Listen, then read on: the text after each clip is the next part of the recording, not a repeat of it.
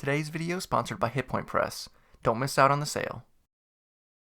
Alright guys, Jameson and Alex here. Today we are talking about the Lunar Sorcery Sorcerer.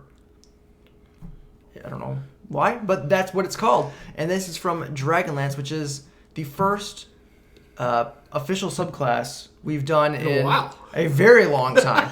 So yeah, we got some new official stuff on here. So if you're new to the channel or the series, what we're going to do is go through all the abilities gained in the subclass. We're going to rate the roleplay, combat, and synergy based on how the abilities gained improve on the base class abilities. That's right.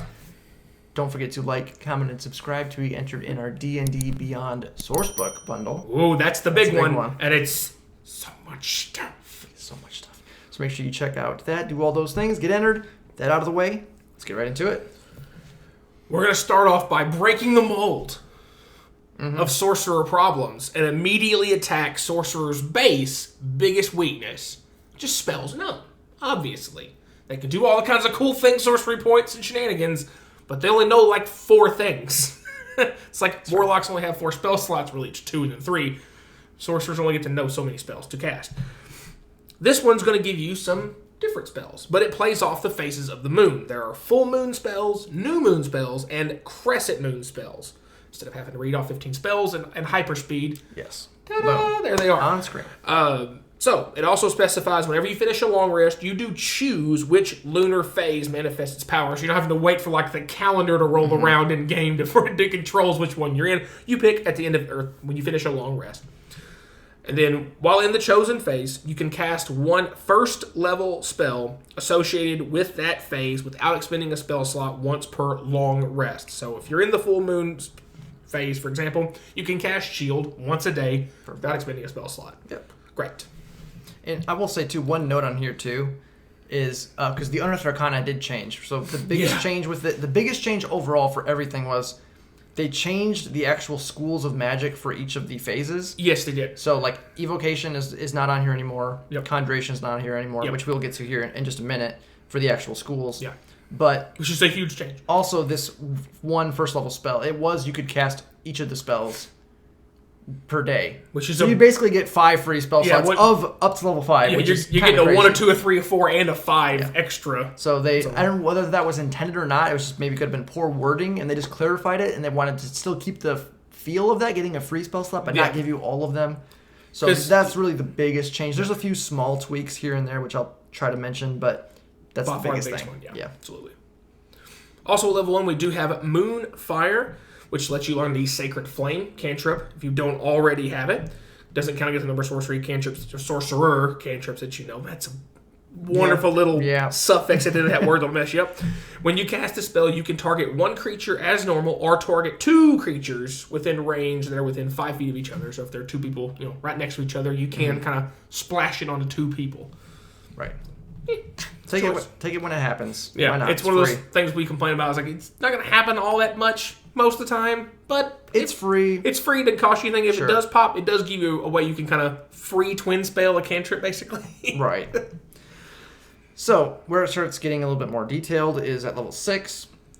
With the current phase with Lunar Boons, you can affect your metamagic feature. Each lunar embodiment phase is associated with the school of magic as shown, which full moon is abjuration and divination, which was changed. It was abjuration and conjuration, if I remember correctly. New moon is enchantment and necromancy, so that was switched. Enchantment was added and evocation was swapped out, which kind of makes sense. Yeah. Crescent moon is illusion and transmutation, which originally was transmutation and divination. So they swapped that around. That's right. So they basically just traded in illusion and enchantment and got out of conjuration and evocation. So a little bit more on the RP and utility side, defense, and not so much offense. Yeah, right, for sure. So that's the big changes. And when you use the metamagic on a spell of the school of magic associated with your current phase, you can reduce the sorcery points spent by 1 to a minimum of 0. So you can eventually get free metamagics, which is pretty cool for those types of spells. And you can reduce the sorcery points spent for your metamagic a number of times equal to your proficiency bonus, getting all uses back on a long rest. Sure. Next up, also at level 6, is Waxing and Waning. You gain a greater control over the phases of your lunar magic. As a bonus action, you can spend 1 sorcery point to change your current lunar embodiment phase to a different one. So if you're in the full moon phase, bonus action, switch it. You can go to the crescent moon phase. just like that.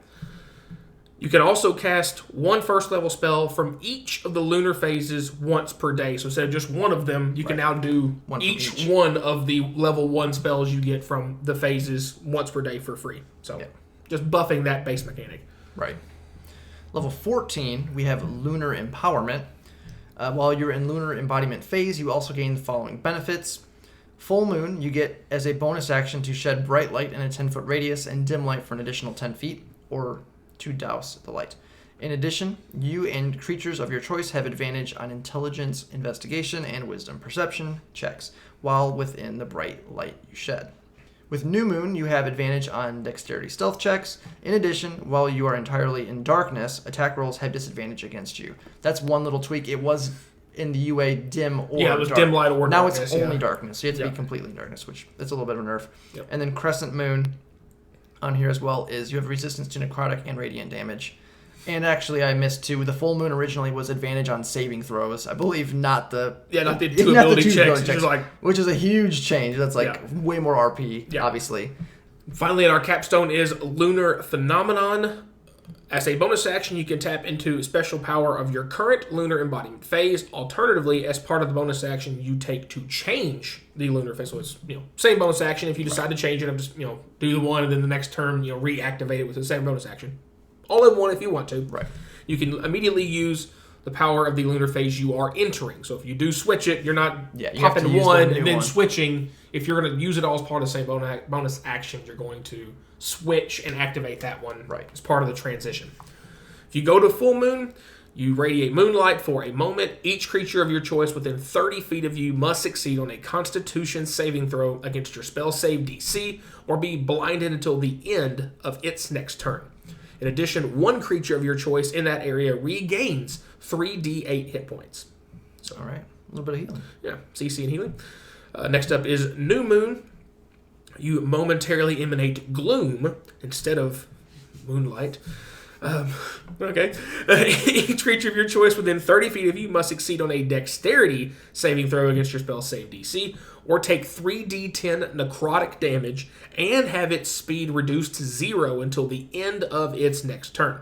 In addition, you become invisible until the end of your next turn, or until immediately after you make an attack roll or cast a spell. So you can move, do other things, just no spell casting, no attacking. And finally is the Crescent Moon option. You can magically teleport to an unoccupied space you can see within 60 feet of yourself. You can bring along one willing creature, I will specify that, that you can see within 5 feet of yourself. That creature teleports to an occupied space of your choice that you can see within 5 feet of your destination. In addition, you and that creature gain resistance to all damage until the start of your next turn. Once you use this bonus action benefits, you can't use that benefit again until you finish a long rest unless you spend 5 sorcery points to use it again. Yeah, so it's kind of essentially like the free spells. Like you get one of each, and then once you use each of them once, then you can use it again for 5. Yeah, so you've got like 3, instead of like one big capstone, you kind of got like 3 mini capstones that you can each do. And if you really need to draw on one of them again for a specific circumstance, you could. It's kind of expensive. I could really think the Crescent Moon could come up because like you really needed to get yourself and somebody out of trouble and get resistance to getting clapped. So those are all the abilities gained in the subclass. We'll just move right on into the rating portion. First up is the roleplay asterisk, as always. Talking about roleplay, we're talking about interacting with the world around you, interacting with NPCs, non-combat scenarios, avoiding combat, basically things outside of the initiative order. Not talking about your class fantasy, history, lore, background. That's on you as a player who can't rate you. Can rate the abilities gained in the subclass, how they might improve your potential in those roleplay scenarios. So, one of the biggest things on here, obviously, is the spell options. You get a bunch of new spells, and a lot of them are pretty solid for roleplay. They really are. I mean, you have some stuff like Lesser Restoration, Dispel Magic, Death Ward. I mean, it's super niche, but it can come into play. Blindness, deafness. Yeah, Confusion. Alter Self. Hold Monsters. One of my personal favorites, Hallucinatory Terrain. Oh, yes. Yeah, there's a lot of really good, interesting RP spells on that list, and they're just free, so you'll take it. Never going to be upset about that. And one thing I think that actually did help with the changes from Lunar Arcana is it really did give it more RP focus. I mean, you're getting... It's not crazy like the full moon with the shedding bright light, But thematically and mechanically, it works well and makes sense because obviously if you're creating like a magical light around you, it's going to help you investigate things and give you better perception on things as well. So it makes sense from a design standpoint, but also it does give you a little bit more benefit in some of the more common roleplay ability checks. So that definitely does help. And then if you need some stealth, you go New Moon, and you have advantage on those, which is never a bad thing. The other, resistance stuff is super niche. It probably would never come up in RP. Yeah, those are rare damage types that, like, because you could maybe make arguments for, like, poison and stuff, like traps fire, or fire. Yeah. Like, it could be, Even cold. Some of the elemental stuff, maybe there's some kind of like a weird acid trap, something like that. But radiant, necrotic, not really. Yeah, that's pretty specific. Yeah, psychic force. Like those damage is really going to come up with. If you're in like a necromancer's lair or something, there's some necrotic traps or something. Yeah, but that's super niche. You drop some like vial of necrotic ooze on you or something. Yeah, right. Real specific. There is like some really niche stuff with the capstone as well, because you could use like full moon to blind something, and heal your allies as well. Maybe you're trying to get away from someone in a chase and you want to blind them, and maybe some of them got hit by some attacks or something. Chases can be that gray area where you can be taking damage, or maybe you fall down and you hurt somebody into a room that they shouldn't have been into, so now they're being chased, so you want to heal them and also potentially blind their pursuers. So there's some use with that. The capstone as well with the crescent moon. So New Moon is damage that would almost always, I would say, provoke or engage combat. Yeah. There's the invisibility that goes with that, but it's super short, so that's probably not going to be used in RP. Technically, you could just do that and just choose no one. Because it says creatures of choice within third, but I guess if you don't need to burn a spell slot or something. Yeah, if you're really low on spell slots, or at the end of the day, you're like, I'm just going to go puff of black and just gone. Sure. You could do that, I guess. And then Crescent Moon, the teleport. Maybe you just really need to get across a chasm, and something is chasing you, or the room is collapsing, or you need to get up on top of a building or through a window or something, and you want to help somebody get there that is not as easily able to get to a strange location, like a heavy armor. Don't want to spend a spell slot because you're low or you don't have the right spell for the job. It's free and cheap, but also expensive if you need it later, because you could get it back, but it's free the first use. So you're not going to feel awful, because you also have 2 other abilities you could use in combat or something later if you needed to. So it gives a little bit more lenience with that to be able to spend them in RP if you need to. Because things like this, and the Crescent Moon thing really thinks, well, why would you just have flies? Like, again, you're a sorcerer, so you're not a wizard. You don't just get to have access to thousands of spells all the time and just change them as every day. You're very limited to spells known, so you may not always have the right spell for the job. That's what a wizard's for. And one thing I kind of glossed over it, but it's pretty important as well, as the lunar boons with the metamagic. It's going to make subtle spell very, very potent, because you can basically cast subtle spell RP spells, because a lot of these, almost all these schools are going to fall into RP for the most part. So outside of like abjuration, maybe necromancy. Yeah. But the rest, enchantment, divination, illusion, transmutation. A lot of their stuff's going to fall under RP. And it's going to be, for metamagics, if you need to use those and you don't want anyone to notice you, subtle spell becomes really strong for RP because it's free. Yeah. So you can't be countered. People aren't going to know you cast spells. Yeah, because they can't counter those. They know you count unless they see you cast it. And then you cast it. Very interesting. We went with a 4 out of 5 in the roleplay. And to be honest, a good thing to see, because I feel like Sorcerer is one of those base classes that was really hurting for an RP. I'm kind of doing a quick look through here. Yeah, there's a couple of them that do have 4s as well, but as a base, you don't really think much of Sorcerer having a lot of RP. Again, primarily because the spell's known being their biggest holdback there. It does help that Charisma is their primary stat. It can help for RP. It does. So, in social circumstances. A lot of charisma-based skills out there. Mm-hmm. On the combat side of things, again, the first thing you look at is free spells are always great, because you're either getting a couple of extra combat-based spells, like Shield, or like Hold Monster. I love that. Or you're getting some RP spells that allow you to pick extra combat spells, because you're getting some free RP spells. So that helps you from both sides of things. The fact also that you are able to choose which phase you're in at the start of every day based on what you want, also great, because like the Crescent Moon, a lot more of those lean toward RP. Like, there's not really any of those that are like hard for combat, like at all. Like, maybe the terrain, but they just see you, like not see you cast it. The rest of them are almost strictly RP. So the other two are going to have at least some combat choices in there, like, Shield, Death Ward's kind of prep for combat, and New Moon's got more of the combat things. Anyway, Sacred Flame, again, it's a free cantrip. It's never a bad thing. Not crazy impactful. There's also a level 1 ability, so because the extra buff of it hitting, cleaving into 2 targets, have to be right next to each other. Yeah. Doesn't happen a ton, but doesn't cost you anything else or anything. So it's fine. A little extra something. Like Jameson said, the Lunar Boons, the fact that they removed both Conjuration and Evocation from there, take a hit. Does hurt the combat, helps the RP, just the way it goes, because those are the 2 primary offensive spells, schools of magic. In Abjuration's definitely got a ton of combat, and it's on the defensive side of things. There's definitely some enchantment stuff, like the holds and dominates are enchantment-based and necromancy too. And there are some necromancy stuff, but you've got like 1 combat, 2 kind of splits, and the other 3 are almost entirely RP-based. There's a couple of illusion spells that are combat. But again, general, much more broad. And the good thing about the reduced cost, again, with the sorcery points, is because it does allow you to take some of the other sorcery point choices, your meta magic options. That's what I couldn't think. I couldn't get meta magic in my brain there.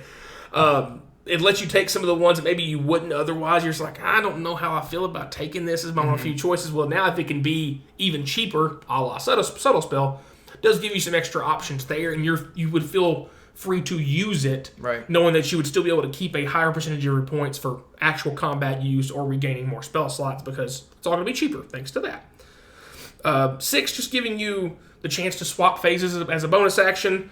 Great. It's only 1 sorcery point. Also great. And then you can now cast all the first levels for free. Again, great, because 2 of those 3 have combat use, so helps your combat again. Level 14, Lunar Empowerment. The first part, unless you really just need light in combat for full moons, not really anything for combat. If you don't have dark vision. That's about the extent of it. It hurts, but that's the only way. But at 14, if you don't have dark vision, some kind of way to see in the dark. It's like, it's pretty uncommon. Yeah. What are you doing? Oh. New Moon, again, stealth checks, RP, and you have to be entirely in darkness for attacks. So you got to be in at night, in some kind of coverage, like non-full moon, stars, cloudy night, or underground for full darkness. Otherwise, you're going to have some bit of light in a lot of places. Or something, torches so or whatever. that's going to be up as often as you think it is. So Crescent Moon, clearly the most consistent combat value there. Like Jameson said, if you did in the video, I don't remember if you said it before we started. It might have been prior to we started shooting. Anyway, necrotic and radiant damages aren't super common except for very specific monster types. Radiant, celestial, necrotic, undead. Undead are more common than celestials. In most campaigns, we have to specify the general rules here. But when they do, they do tend to be pretty violent. So it's they're resistances that you're glad to be having when you do need them. And finally, your capstones. At first point, when you're reading through these, you're all thinking these are fine. But each one of them don't seem all that wild for capstones until you read the fact that you can do all 3 of them once. Before you can then spend more sorcery points to do them again. So it does help their individual impact not being as much feel a little nicer. And I kind of like it because it's a different change of pace. It's not like all the paladins having a, avatar jacked up super mode. Or it's not some just other big one-off thing or whatever else. It's kind of this interesting little choice mechanic. Because you're getting an AoE blind. Blind's a great, status to give somebody. Plus, you get to throw a little healing at somebody, either to get them up or get them away from danger if you need be. Dealing some necrotic damage, and to me, the reducing speed to 0 might be just as helpful because if you reduce their speed to 0, they can't get away from out of your spell range or away from your barbarian or paladin that's running them down and cutting to pieces. And the fact that you also become invisible too, so you can pop this if you're being surrounded and you can get out of dodge. And then the Crescent Moon thing, also a good, movement and get out of trouble thing, which as a sorcerer you always like to have because you're made of paper. Because you're getting the 60-foot blink that you can take yourself and an ally if they're right next to you. Kind of like a Misty Step Dimension Door having a kid, basically. Plus the resistance. and then you're getting the damage resistance. So Great so defensive. are they. So it's all damage types. So it's a great thing to help you stay alive. Whew, a lot there, but thankfully not a lot of complicated stuff. But with it being a lot more on the RP side of things, we gave it a 3.5 out of a 5 on the combat, because either you're running into, more RP based stuff, or your limited use stuff, like it's once each per day on the capstone, or you can spend 5 sorcery points, which at that point, at level 18, that's more than a quarter, not quite a third of your entire points to use one of them again. Math and ratios. But anyway, interesting choices. I think the biggest thing with the combat is a lot of the stuff is super situational. Like, for example, Sacred Flame is going to be very situational to have 2 things next to each other. The necrotic and radiant damage resistance. Necrotic and radiant damage is super specific. And then your capstone stuff, I mean, it's a con save, not the greatest save. It's a deck save, also not the greatest save in the world either. So they're not going to be crazy reliable, but they can come into play and help as well. Yeah. So it's like definitely some great options, but there's some limitations on this. There is. On the synergy side of things, I mean, when you're looking at a sorcerer, the biggest things to synergize with, obviously, their spell slots, their sorcery points, and meta magic are really the things. So we hit all of those things to some extent in this subclass, pretty consistently, is pretty too. Solid. Yeah. The only thing I think that's maybe on the downward spiral a little bit is the capstone. Yes, you get 3 free uses of those, but 5 sorcery points to use it again. I mean, seems a little expensive. It seems a bit much. I'd maybe rather have had it be a little bit cheaper and maybe just a little bit weaker. Like instead of maybe 3d8, it's 2d8. 3d10 is 2d10. And maybe only cost 3 sorcery points to do it again instead of 5. So that way you can feel like you can pop off more often with some kind of impactful thing. But at the same time, I mean, it is what it is. Or maybe if you could use a certain level spell slot as well. Like if you could expend a X level spell and reuse one. I mean, so you had the option to sorcery points or spell slots. Yeah. I know you can switch them back and forth as a sorcerer, so that is what it is on there, but I don't know. That's a little weird to me. The sorcery point for the Waxing and Waning is really nice. It's cheap.